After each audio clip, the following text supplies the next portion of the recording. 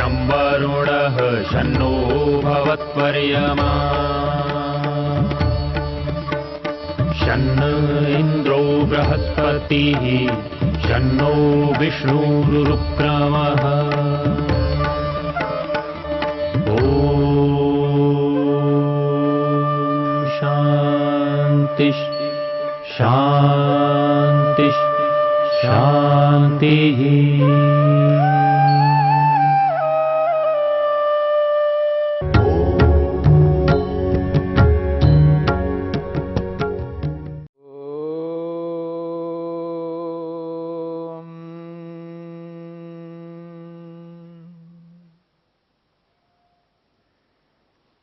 साधन पाद के 13वें सूत्र को लेकर के हमने विचार किया। महर्षि पतंजलि ने जाति, आयु और भोग की प्राप्ति उस स्थिति में होती है जिस स्थिति में अविद्या, अस्मिता, राग, द्वेष और अभिनिवेश, ये पांचों क्लेश जब विद्यमान रहते हैं, उसी स्थिति में जाति, आयु और भोग ये प्राप्त होते हैं। कर्माशय बना रहे,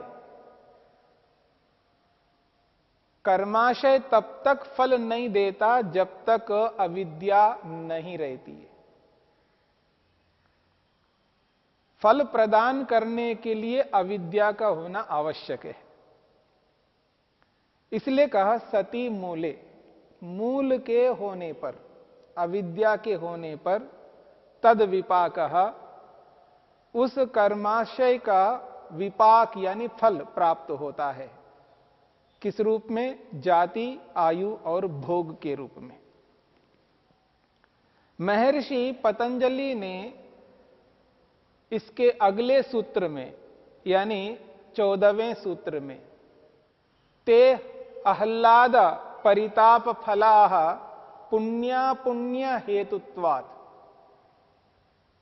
दो बातें कही हैं। एक है पुण्य और एक है अपुण्य। पुण्य के कारण से और अपुण्य के कारण से, पाप के कारण से और पुण्य के कारण से दो प्रकार के फल प्राप्त होते हैं। कौन से फल, कैसे फल? वो कहते हैं आह्लाद परिताप फलाः। आह्लाद और परिताप ये दो चीजें हैं।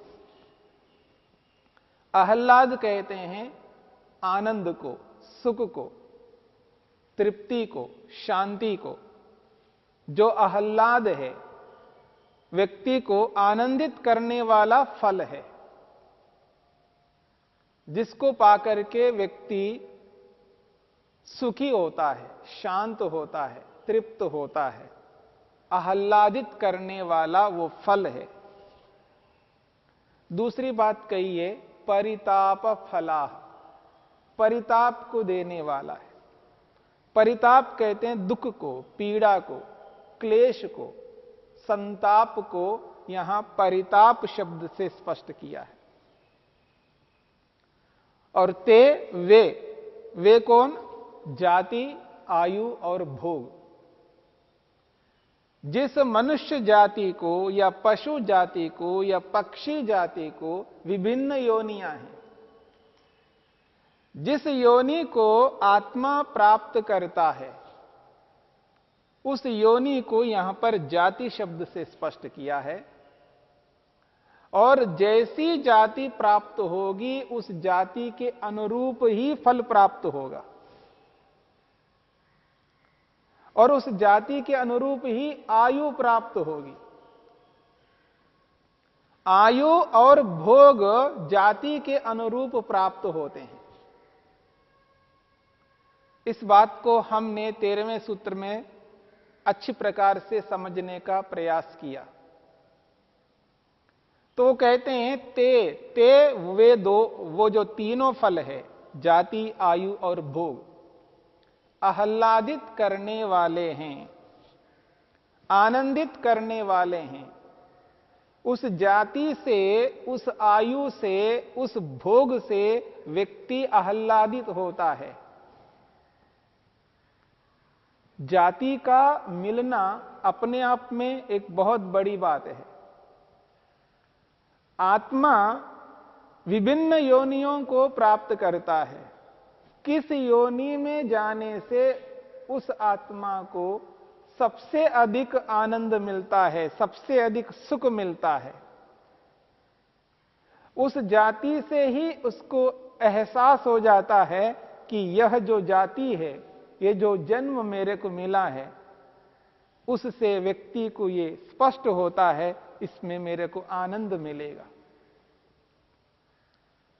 और जो आयु है, आत्मा जितनी अधिक आयु को प्राप्त कर लेता है उसको उतना ही अधिक आनंद मिलता है। कहने को तो कोई कह सकता है कि बस अब जीना नहीं है, पर अंतरात्मा से, अंदर से जब मन से व्यक्ति समझता है, वो यही समझता है कि बस मैं और जीऊं। आयु से भी व्यक्ति को आनंद की प्राप्ति होती है, सुख की प्राप्ति होती है। और भोग, जितने अधिक व्यक्ति को भोग प्राप्त होते हैं, उन भोगों को पाकर के व्यक्ति सुखी होता है, आनंदित होता है।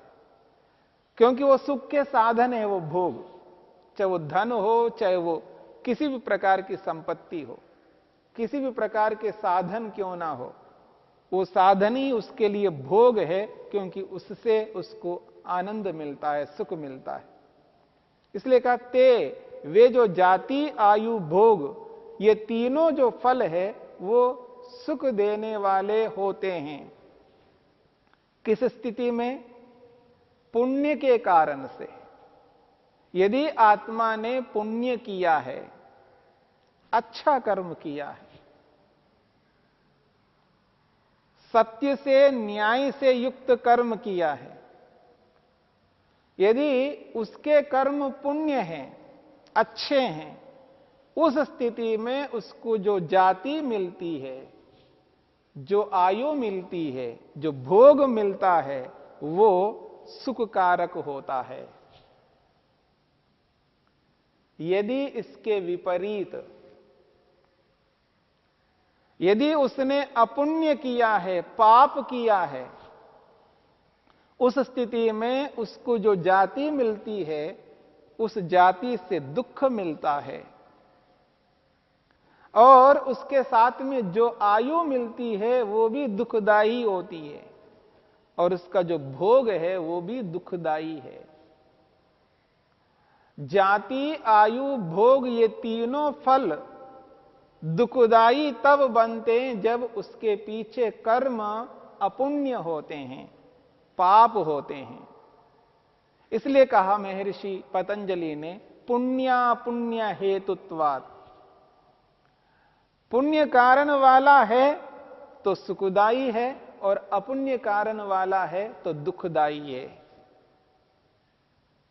ते आह्लाद परिताप फलाह पुण्या पुण्य हेतुत्वात्। यह 14वां सूत्र है। महर्षि वेदव्यास ने इस सूत्र की व्याख्या की है। वो कहते हैं ते, सूत्र में जो ते शब्द आया है उसका अर्थ समझाते हुए महर्षि वेदव्यास कहते हैं जन्म आयुर्भोग, जन्म आयुर्भोगाः। यहां जन्म शब्द जाति के लिए आया है। जन्म आयुर्भोगाः, ये जो जन्म है, चाहे वो मनुष्य जन्म हो, चाहे वो पशु जन्म हो, चाहे वो पक्षी जन्म हो, किसी भी योनि में जो आत्मा जन्म ले रहा है वो है जाति।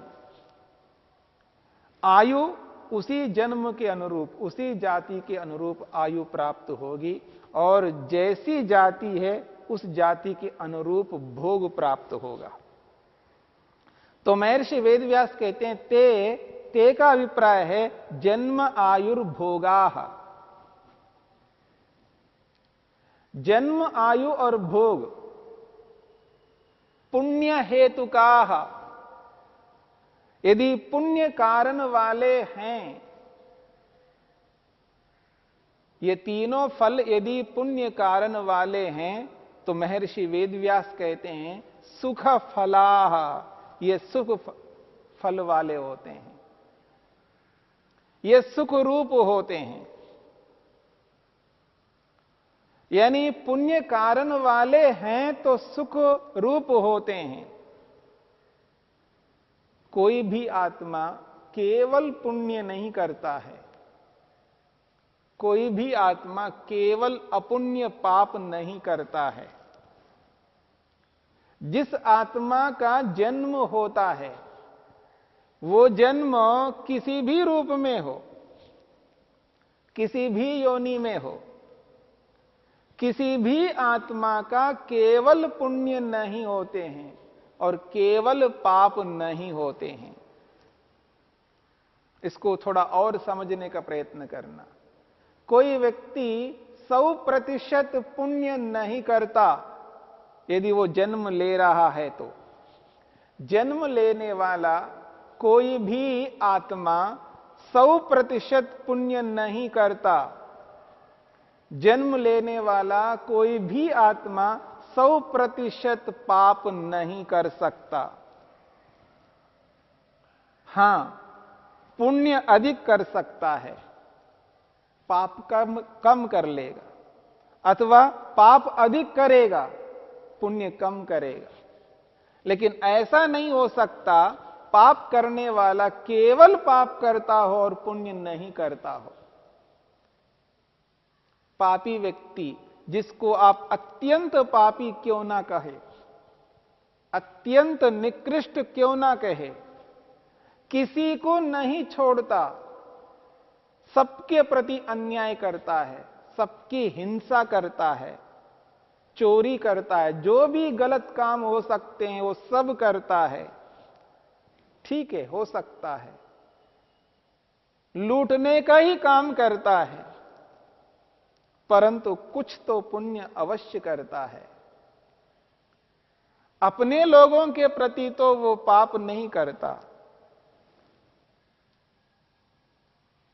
अपने लोगों के प्रति यदि वो व्यक्ति 2, 4, 5, 6, 10 लोगों के साथ रहता है और मिलकर के पाप करता है, और जिन लोगों के साथ मिलकर के पाप करता है उनके साथ में वो पाप नहीं कर पाता,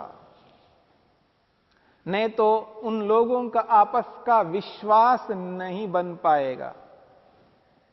मेरी बात को समझने का प्रयत्न करना। जो गैंग के लोग होते हैं, जो समूह के रूप में, समुदाय के रूप में रह करके जो गलत काम करते हैं, वो आपस में न्याय से, सत्य से युक्त होते हैं। देखो, धोखा नहीं देंगे हम आपस में धोखा नहीं देंगे। जो कहा है वो वैसा ही करना है हमको, नहीं तो हम मिलकर के नहीं रह पाएंगे। उन सबको मिलाकर के रखने के लिए उनको मजबूरन सत्य का आचरण करना होगा, न्याय का आचरण करना होगा। यदि आपस में भी वो ऐसा करेंगे तो उनका समूह नहीं रह पाएगा। वो जो बड़े बड़े गलत काम करना चाहते हैं वो नहीं कर पाएंगे। यानी आपस में गलत नहीं करते, अन्यों के साथ करते हैं। यदि उनके अपने और खून के रिश्ते के लोग हों, पति, पत्नी, बच्चे, उनके साथ तो गलत नहीं करेंगे, औरों के साथ कर सकते हैं। कहने का अभिप्राय है, कोई भी व्यक्ति 100% पाप कभी नहीं कर सकता। कोई भी व्यक्ति 100% असत्य आचरण नहीं कर सकता। वो सदा असत्य आचरण कभी नहीं कर पाएगा। उसे सत्याचरण तो करना ही होगा, उसे न्यायाचरण करना ही होगा, उसे अहिंसा का पालन करना ही होगा, उसको अच्छे कर्म करने ही होंगे। इसलिए 100% गलत नहीं कर सकता, और कोई 100% अच्छा इसलिए नहीं कर सकता क्योंकि उसका जन्म हुआ है तो अविद्या के कारण से हुआ है। जन्म के पीछे अविद्या है, क्लेश है, और क्लेश युक्त व्यक्ति सदा 100% सत्याचरण नहीं कर सकता।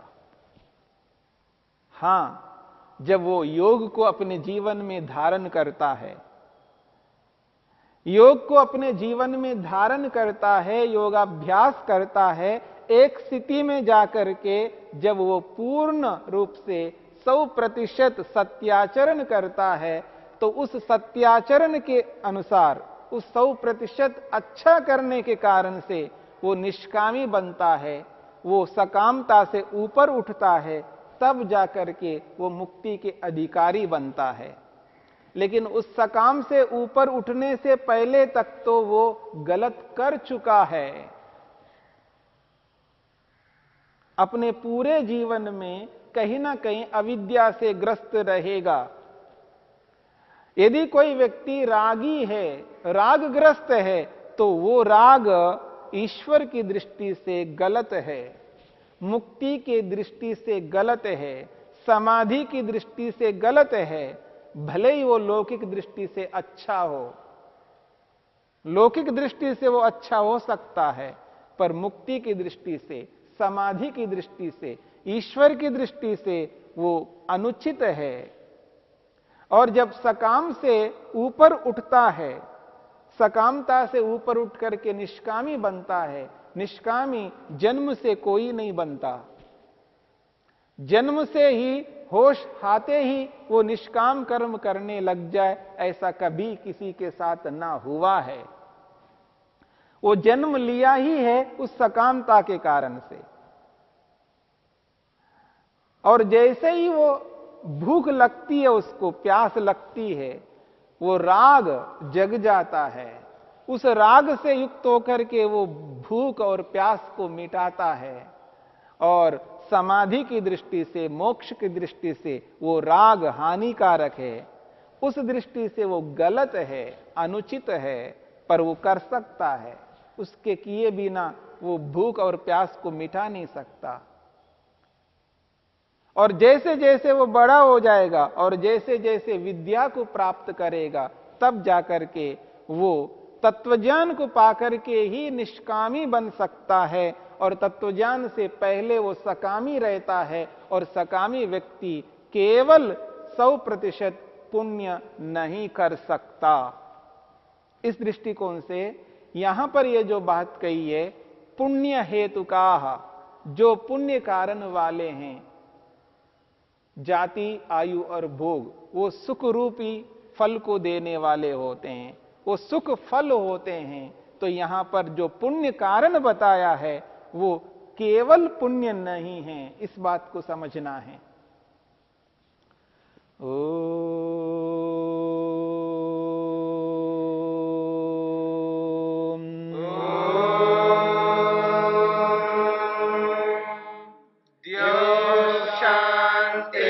शांतिरंतरिक्षं शांतिर्पृथिवी शांतिरापः शांतिरोषधयः शांतिः वनस्पतयः शांतिर्विश्वे देवा शांतिर्ब्रह्म शांति सर्वं शांति शांतिरेव शांति क्षमा